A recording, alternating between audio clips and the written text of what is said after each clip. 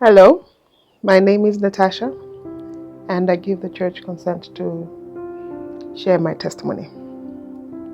At the beginning of this year, when we were starting 2026, I made a vow that I was going to try very hard to also make some time for myself. Because for a very long time, I've been putting family, my children, husband before myself. I put my career, everything on hold. So this year, I decided to try something different. One of the things I've always loved to do is working with young children and see how I can, shape their minds or help them in one way or the other. So this year in February, an opportunity came up of me going to do a course of a teaching assistant course, but working with kids who have got special needs and how we can bring them back into the society and be accepted the way they are. So I decided to go for it. And I prayed about it. And I felt very comfortable enough to say, I'll go for it. Applied for it and everything went through. Now this is where the enemy decided to try me.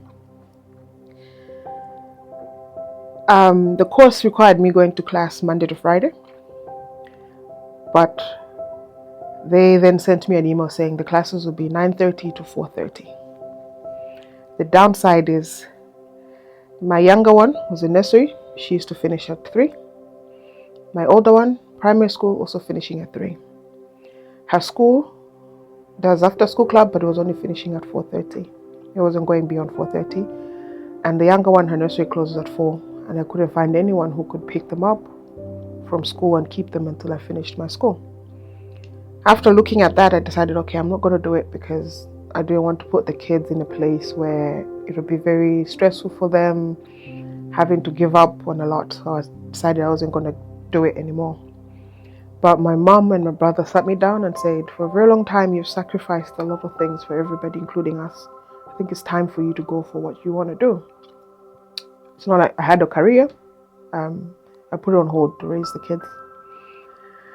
So I prayed again and brought it to the pastors, because even my husband, he wasn't going to be able to help because of his work. He works in Leeds, so he's not available for school runs, he's not available for any of that kind of stuff. Prayed with the pastors, and all pastor prayed for was peace. He said, we're going to pray for peace and everything is going to be okay.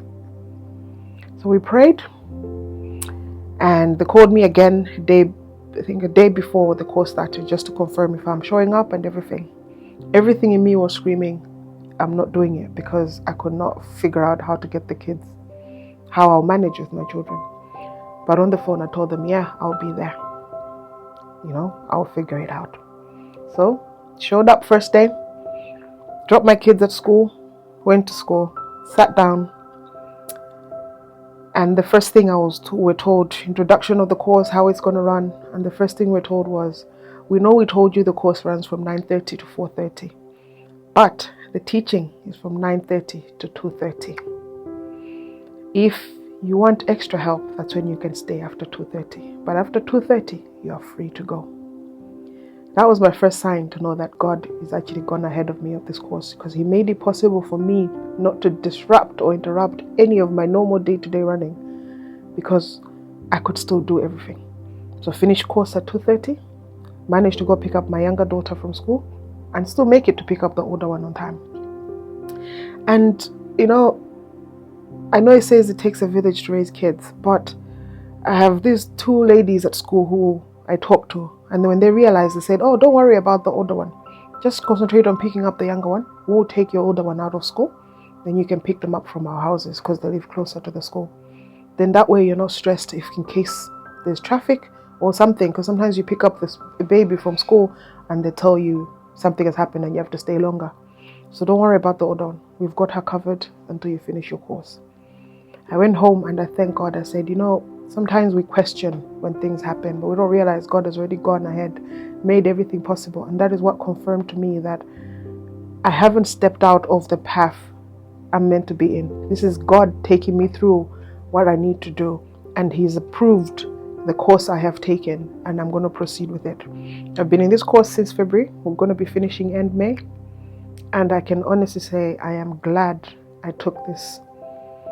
I plan on taking it further, working with special needs, seeing how I can take it with the councils and a bit further, writing policies, how to change and to make life a lot better for people who are on special needs, but they do not know what kind of help is out there for them. The kids who are being maltreated because people don't understand what it means to have these special needs in them.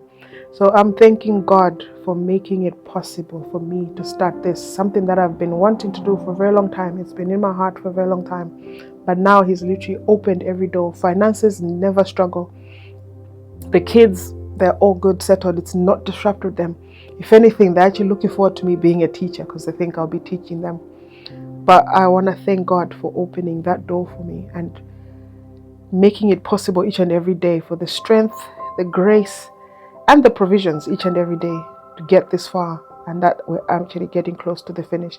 And I know He's already opened the next door of employment, of the next level of understanding and where it's going. I'm sure all the doors have already been opened. It's just time to walk in them. So thank you, and God is great. Amen. And this is my testimony of how great God is in my life at the moment.